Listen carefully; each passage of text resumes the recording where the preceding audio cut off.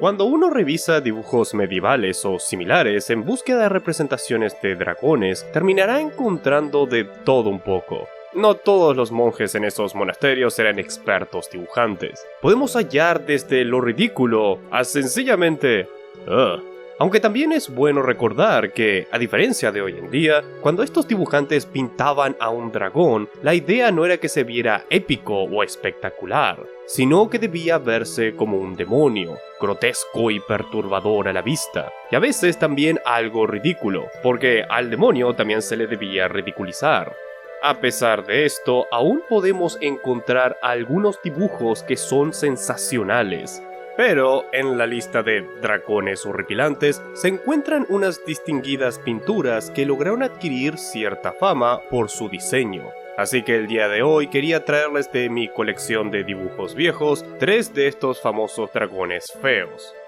Comenzando con esta cosa que parece resultado de un experimento soviético, tratándose de una ilustración sacada directo del libro Vaticinia de Pontificibus. Este es un códice que recopila una serie de profecías relativas a los pontífices romanos, es decir, los papas. La obra en sí es todo un misterio, calculándose que puede datar del siglo XII, con algunos atribuyéndole el crédito al místico italiano Gioacchino da Fiore, aunque es probable que esto sea errado. Se cree que su origen son las profecías bizantinas conocidas como Genus Nequam, procedentes de los oráculos de Leo, las cuales predecían la llegada de un emperador salvador destinado a restaurar la unidad del imperio. La teoría es que estos poemas fueron transformados o fueron influyentes en la creación del Vaticinia de Pontificibus, en la cual se habla de la llegada de un papa angelical o una serie de papas angelicales quienes reformarán la iglesia para mejor.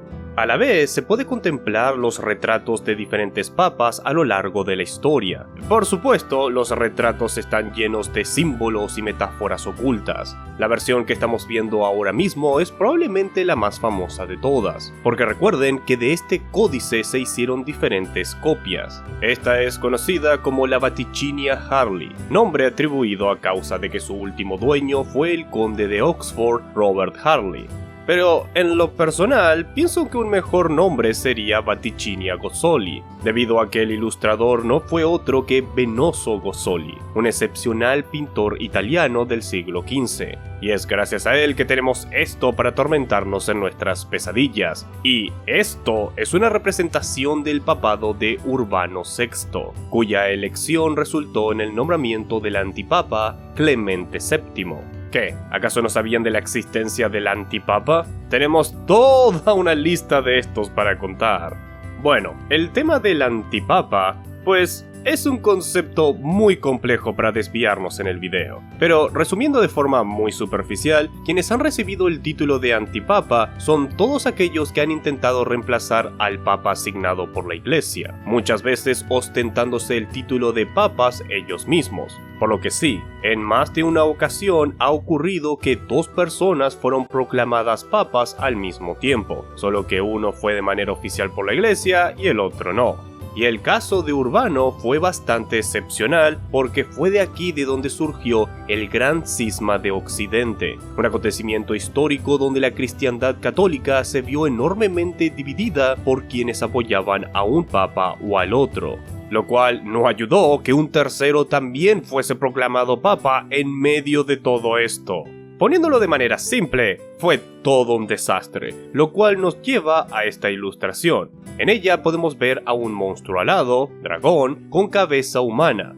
Esta posee astas, orejas animales, puede que de asno, y porta una tiara papal.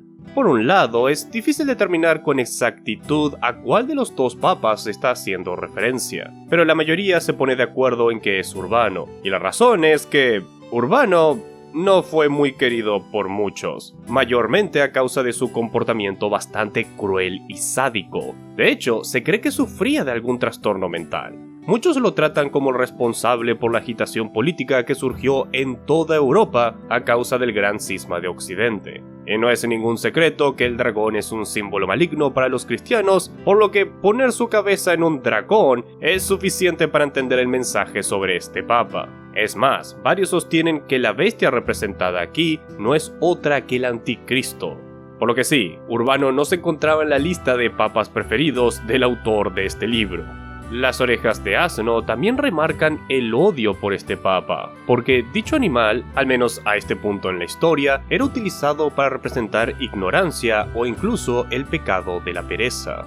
Ahora, si vemos la cola del monstruo, notamos que esta termina en la cabeza de un dragón sosteniendo una espada. Y de esto he leído dos teorías. Una es que representa a Clemente VII, que al formar parte de la misma bestia, indica que son básicamente de la misma calaña, además de que su existencia es una directa consecuencia de las acciones de Urbano, y la espada puede que simbolice la oposición abierta por parte de Clemente. Hasta puede que signifique la división del pueblo cristiano al estar clavado en la tierra. La segunda teoría es que la cabeza del dragón representa la verdadera naturaleza de Urbano, oculta detrás de una cara cordial y confiable, con la espada en la boca siendo una burla o una antítesis a la visión de Juan dada en Apocalipsis, donde Juan describe al Hijo del Hombre con una espada en su boca y 7 estrellas en su mano derecha. Sí, sé que aquí se muestran tan solo 5 estrellas, pero dibujos más antiguos muestran 7, por lo que esta última teoría carga mucha fuerza. Ahora, las 5 estrellas dentro de la media luna son una posible referencia a los 5 cardenales que Urbano capturó y torturó hasta la muerte por una supuesta conspiración en su contra.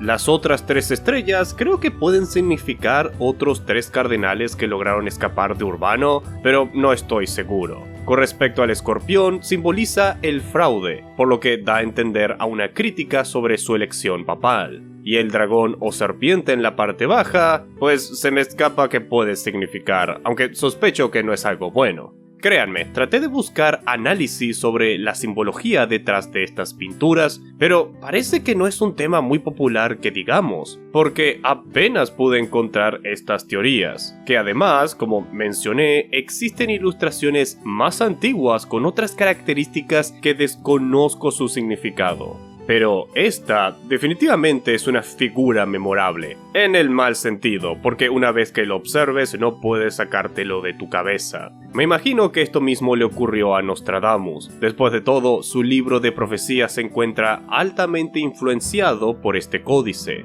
lo cual despierta para mí una gran sorpresa que este códice sea tan poco popular. Definitivamente la investigación de libros misteriosos es algo que mucha gente encuentra fascinante, pero el Vaticinia de Pontivicibus no parece atraer clics, y yo lo culpo a él. Avanzando a nuestra segunda abominación, tenemos esta cosa, y cosa es el calificativo correcto a usar, ya verán por qué. Ahora, es probable que muchos de ustedes se estén cuestionando si esto puede considerarse un dragón, lo cual comprendo perfectamente, porque parece más una criatura sacada del espacio o de otra dimensión, algo completamente alienígena a lo que nosotros acostumbramos a categorizar como un Draco. Pero sí, está al menos clasificado con el título de Draco alter ex raya exicata concinatus, que en latín significa otro dragón hecho de mantarraya, porque esto es una falsificación, un fraude. Este tipo de fabricaciones tuvieron su auge en determinados momentos en la historia, todos buscando engañar al público por algún tipo de beneficio monetario al coser diferentes partes de animales disecados para formar lo que aparenta ser una criatura mítica, con lo cual supongo que podemos preguntarnos, ¿el tipo a cargo de esto tan siquiera sabía lo que era un dragón? Digo, existen registros de mejores falsificaciones de dragones. Tal vez debería hacer un video hablando de ese tema. Ok, mejor no me distraigo.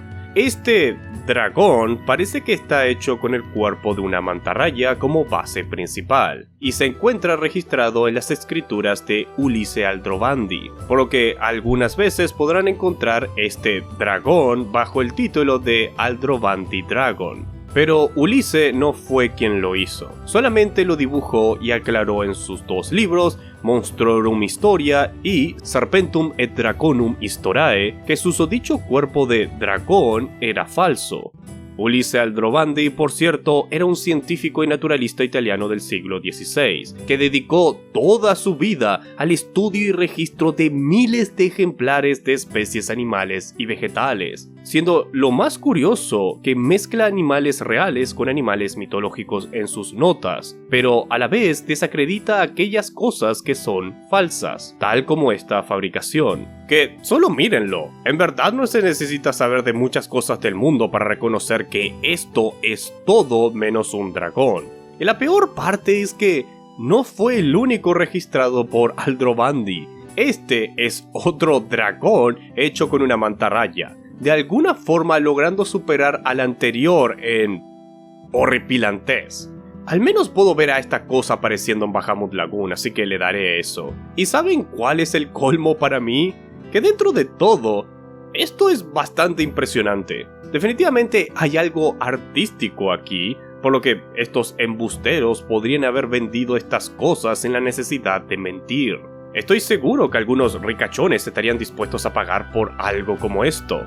En cualquier caso, desconocemos si ambas invenciones provienen del mismo falsificador. Es verdad que utiliza el mismo animal, pero no sabemos nada más aparte de eso. Por lo que estos dragones mantarraya puede que los encuentren en algunas ocasiones cuando estén buscando mitología de dragones por el internet. Y ahora, mientras estén haciendo arcadas de asco al verlos, sabrán exactamente qué son estas cosas. Supongo que en realidad no son dragones, o al menos no existe ninguna auténtica mitología detrás de estos. Y ahora que lo pienso, tampoco nuestro anterior dragón papal es un auténtico dragón mitológico. Oh Dios, ¿acabo de crear un clickbait sin darme cuenta? Bueno, supongo que ya es muy tarde para retroceder, porque si bien el próximo horrendo dragón tampoco es auténtico, solo simbólico, todos ustedes estarán muy contentos de saber cuál es la historia detrás de esta monstruosidad.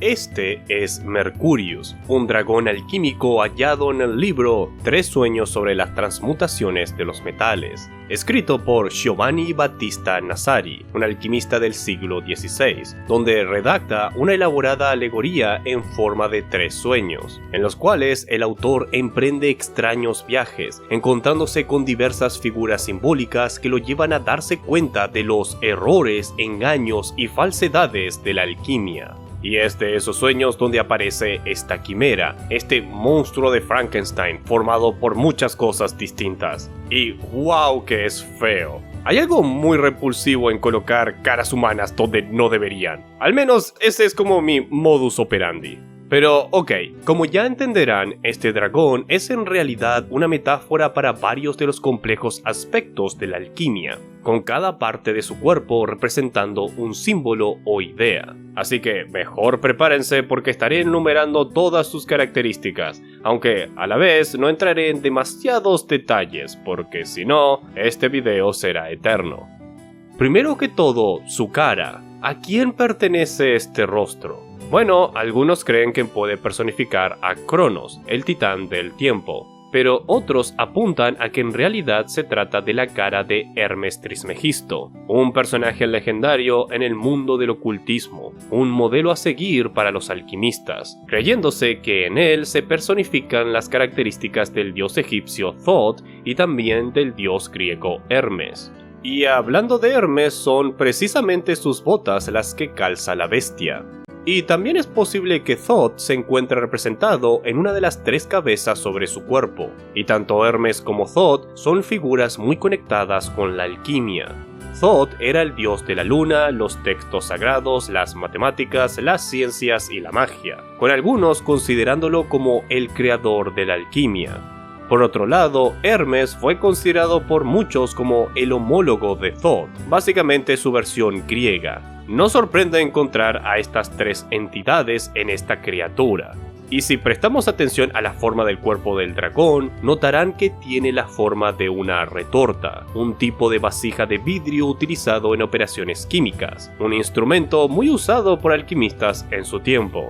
Ahora, si su cuerpo es una retorta, ¿cuál es su contenido? El cuerpo mismo del dragón puede que sea la respuesta, ya que el dragón, si bien puede tener muchos significados distintos en la alquimia, aquí es probable que simbolice las primeras etapas volátiles y caóticas en un proceso de transmutación alquímica.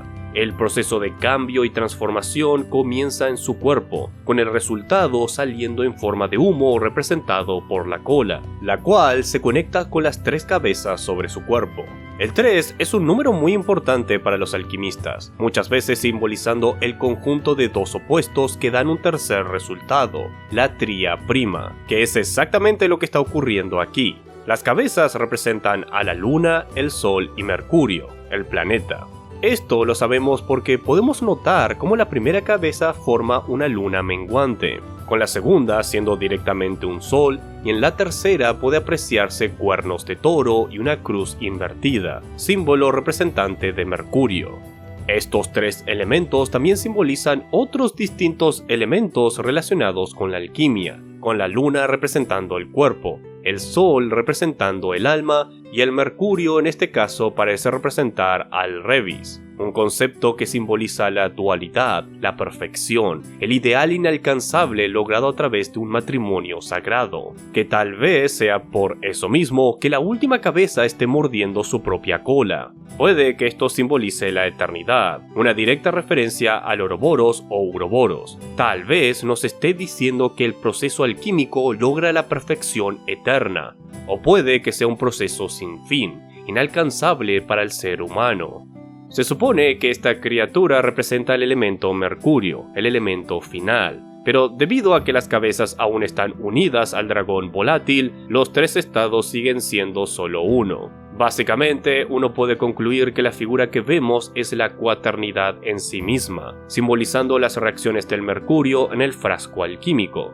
Ahora, definitivamente hay otras maneras de interpretar a este dragón. En realidad, es todo un debate qué significa esta bestia y qué mensaje oculto puede existir detrás de lo que dice en el sueño.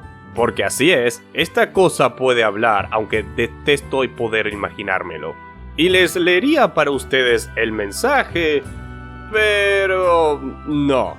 Es un tema bastante complejo que ni siquiera sé si estoy preparado o apto para tratar en el canal ahora mismo. La idea en general de este video era exponer a 3 incómodos dragones a contemplar y explicar algo de la historia detrás de ellos. Al menos para mí siempre me resultaba confuso encontrar estos dibujos sin contexto cada vez que estoy en una pesquisa de imágenes y dibujos antiguos de dragones.